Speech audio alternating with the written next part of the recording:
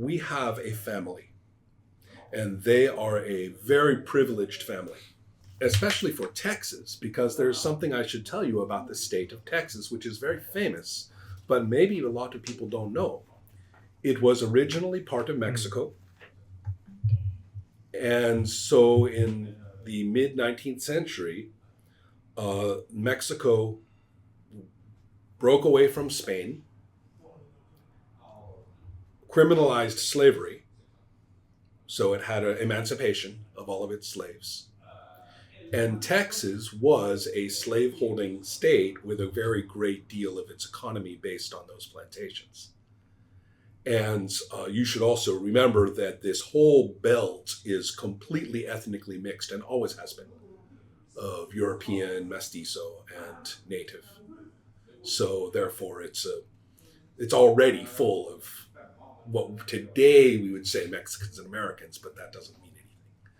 So it's already like that. So Texas is not, the slave owners are not going to give up their slaves. So they break away and call themselves the Republic of Texas. They actually make a country. Then there's the American War against Mexico, which seizes all the western half of the United States from Mexico, which is why where I grew up, all the names are Spanish. And so then that folds Texas into itself, because those slave owners are willing, they have always been allied with the American slave owners next to them. So therefore they said, okay, we'll be part of your country. But that's why Texas has its own constitution and was its own nation briefly before becoming part of the United States. It was never a United States territory, it was a merger. And that's why Texas relates to the United States very much like Bavaria does to Germany. Kind of its own very powerful entity that makes its own rules. That's why Texas has its own power grid that's not connected to the power grid of the rest of the United States. So culturally, Texans are very proud of this independent history, and that is the source of a lot of the stereotype of the Texan. They do think they're better than everyone else in the States, in that stereotypical way anyway. So then other things. The beginning of the 20th century, as we all know, Texas turns out to be sitting on a sea of oil. And so a great deal of people who just had large ranches full of cattle suddenly became the owners of immense wealth. And so as oil became more central to the world economy, especially through the 1920s, effectively a number of people became astonishingly rich. And we are looking at one such family. They are called the Ewings, and right there, see Ewing. And so Jock Ewing, at the age of 60, in 1978 or so, is one of these people. He remembers when the ranch was just a ranch, and now, it is this oil-producing place, and he's one of the most powerful people in the state. And so then there is his wife, Ellie. There is a young man a mature man who has basically become kind of a foster or partial son to Jock, and that's Ray. And so they have the couple has 3 boys. JR is in his mid-30s, Bobby is in his late 20s. Gary is not in the picture. Gary and his wife are out of the show. We never see them. They're somewhere else and nobody talks about them. But their daughter, the granddaughter, she actually joined that family when she was very young. And so she has been raised by her grandparents and has been part of this situation the whole time. She's only 18, and she's really the only sort of 70s person in the show, in the sense of being a real young person in the 70s. So she's kind of out of place generationally, but she has grown up to her grandparents are like her parents. That's Lucy. Yeah, that's Lucy. So what about the 2 brothers? We have JR and we have Bobby. Each is married. JR is married to a woman named Sue Ellen. He's popular and smart and social. And Sue Ellen was kind of like a cheerleader or beauty pageant woman. And so it's the hot guy and the hot wife and the hot girl become, the popular couple. And then Bobby, being quite a bit younger, has always kind of been in the shadow. They both work for the oil company. So they're like executives in the oil company. Jock is saying it's about time to retire, but then he does things which have nothing to do with retiring, the exact opposite of retiring. So, both of the boys are kind of like, and then I would like to be the CEO. And Jock doesn't retire tomorrow. So, and then let's see. Very importantly, Bobby's new wife, Pam, was a member of a rival family that the Ewings ruined, another oil family who was ruined by the business dealings of Jock and the history of the company. So, strangely enough, she and Bobby got married. They got married without permission and without telling anybody. And so she's kind of been accepted, but this was a bit of a jolt for everyone. And then her brother, Cliff, is a legally connected investigative reporter. And he does not like the Ewings. But he and his sister actually get along quite well.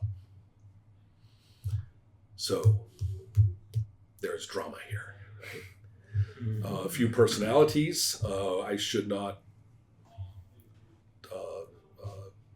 overlook the fact that JR is an astonishingly effective oil executive in a way that probably will land him behind bars any minute now.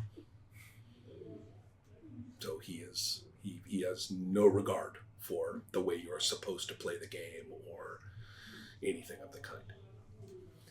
So Sue Ellen and he are a little bit estranged. He is far more interested in business, and she's very isolated in her life. But they have the ranch originally, which is north of the city. South Fork, in a town called South Fork, is a beautiful ranch with a mansion on it and is, a very luxurious place. And so they kind of consider themselves, the Ewings consider themselves they think of that town as sort of their personal community that they can lord everything over. Johan, has my summary been kind of accurate? I guess, but I was surprised to find some. A surprise or two? Yeah? Yes. Okay. Well, another nice thing about this game, the reason I want to play it, is because the game does not tell you how to proceed from here. We are not stuck by the show. Yes, there were events in the show from these beginnings, but we don't have to care. So the internal life, do JR and Sue Ellen love each other after all? Or not? Or one or the other? Is Cliff a virtuous crusader for justice? Or is he a bitter man driven by revenge? Or both? How solid is that family relationship? Would Pamela betray Cliff, and not help him if he goes too far against the family? Or not? Maybe she would actually be his inside person, right? So for information or something. This is unconstructed.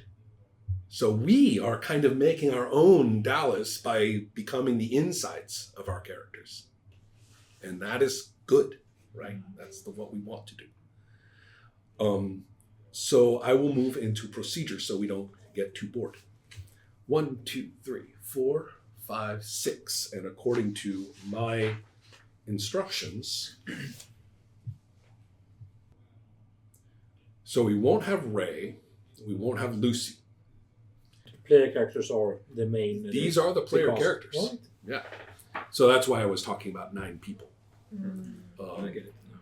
For this one, I think I'm going to leave Pam in, and I'm going to follow what they say. Basically, we'll leave Pam in, take out Ray, take out Lucy, and take out Sue Ellen. Although she's delightfully neurotic, it's a sad.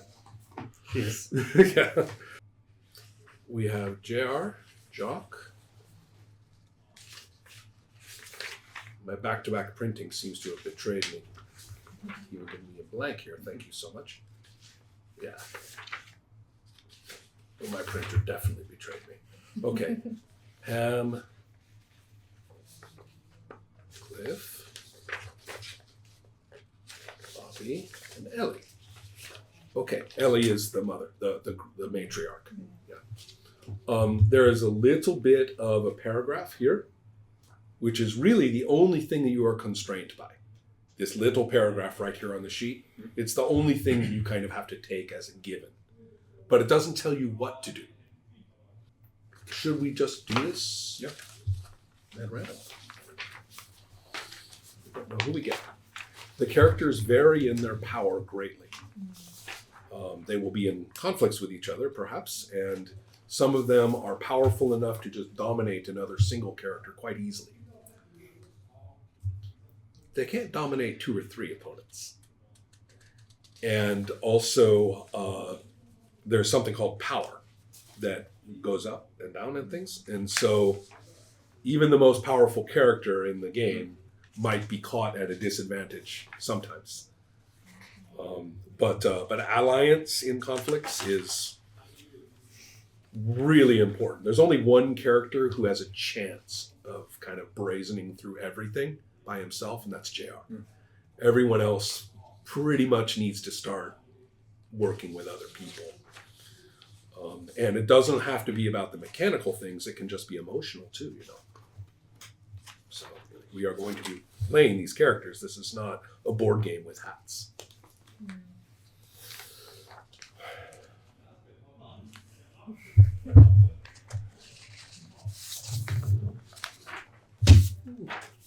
Yeah.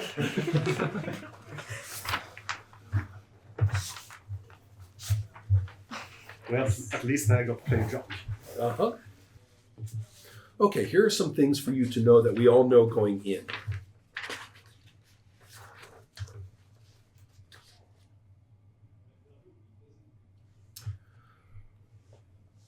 There is an interesting point that there was there's the Spanish holding of Texas before Mexico got its independence. And so a lot of the property in Texas as well as Mexico simply transferred the old deeds and land ownership or kept them in the same families and things like that. So the discovery of an authentic Spanish land grant here in Texas actually has legal power. It actually is a case to be made for somebody saying, well, this says actually my family had this all that time ago. So that's mine with its oil well. Right? So this is actually a disruptive thing. JR knows all about that land grant and would very much like to have it. And let's see. And Jock has a more sort of conservative, disruptive. This is a disruption, right? What could be, you know, how can we stabilize the situation? And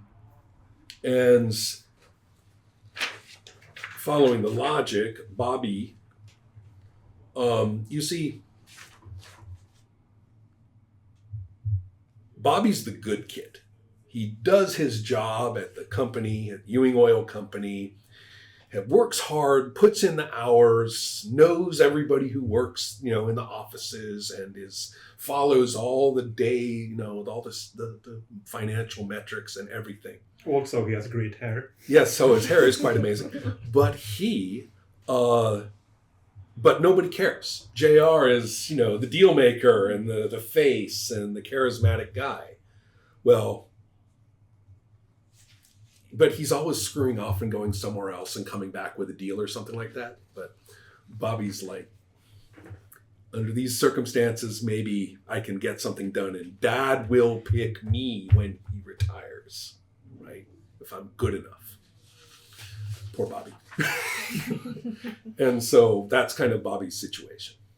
And then, well, this is very sexist. Look at that.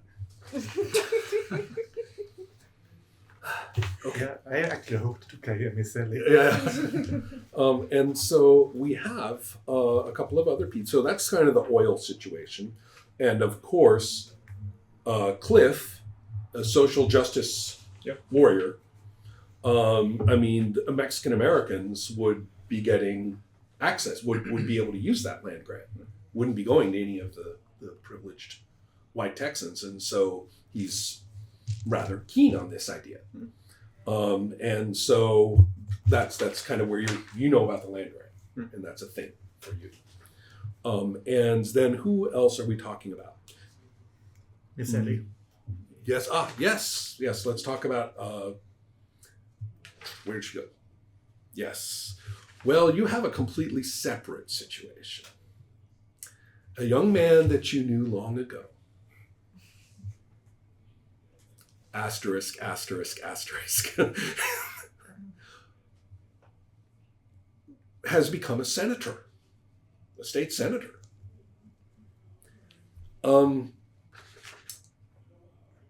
unfortunately, a blackmailer has a packet of your old letters to this man. And they are not neutral letters.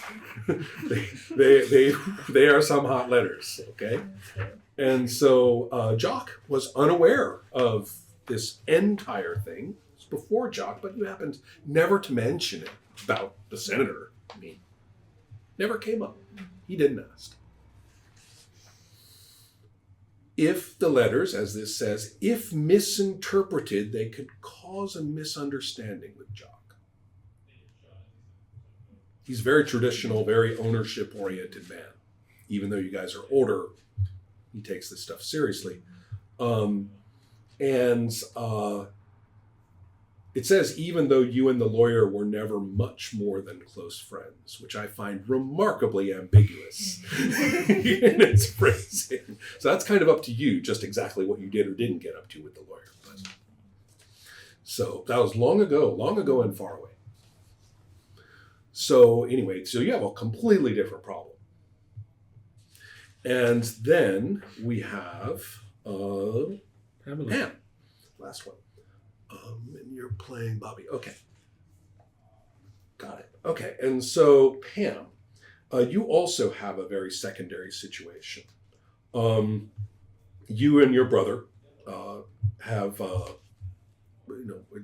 he's a good contact into media, and you have been writing for the local papers, basically having something to do.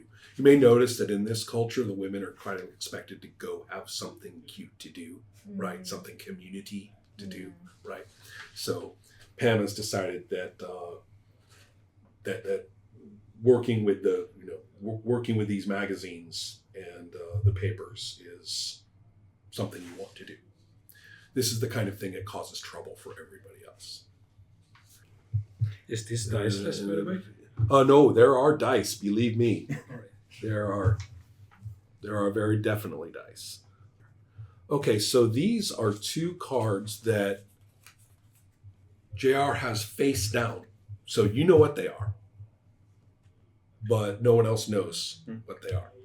Okay, and then these say what to get what you want, which is to cut a crazy deal to buy up all sorts of things cheaply, because the land prices are going to jump up and down and up and down, and you can make a bunch of nasty deals that swoop up land for the company. To do that, you need 5 of the things on this list. Okay, Sue Ellen, Jock. You have no cards face down or face up at the beginning. But this says to protect Ewing Oil Company, you must control 4 of the following.